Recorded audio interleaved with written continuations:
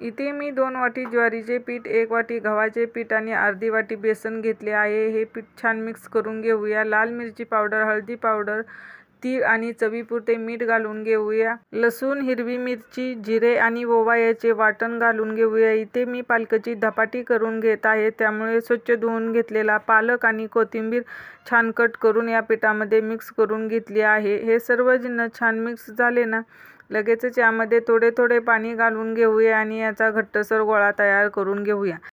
पाणी एकदम घालायचे नाही, थोडे थोडे करून पाणी घालायचे आहे, नाहीतर आपला हा पिठाचा गोळा सैलसर होऊन धपाटे तयार होणार नाहीत. पोळपाटावर बटर पेपर घेतला आहे, त्याला थोडे तेल लावून घेऊया आणि छोटा पिठाचा गोळा काढून छान या बटर पेपरवरती धपाटे थापून घेऊया. हे पहा, मस्त धपाटी थापत आहेत, अजिबात चिटकत नाहीत. तुम्ही याऐवजी सुती कापड किंवा प्लॅस्टिकचा कागदही वापरू शकता. वरतून भरपूर असे तीळ लावून घेऊया. इथे आपले धपाटे थापून तयार आहेत.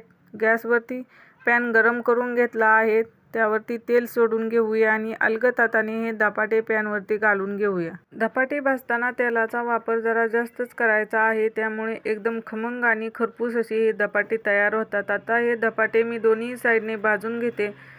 पहा, मस्त कलर आला आहे. चला तर मग आपले इथे मिक्स पिठाचे पालक घालून धपाटे तयार आहेत. तुम्हीही नक्की ट्राय करा.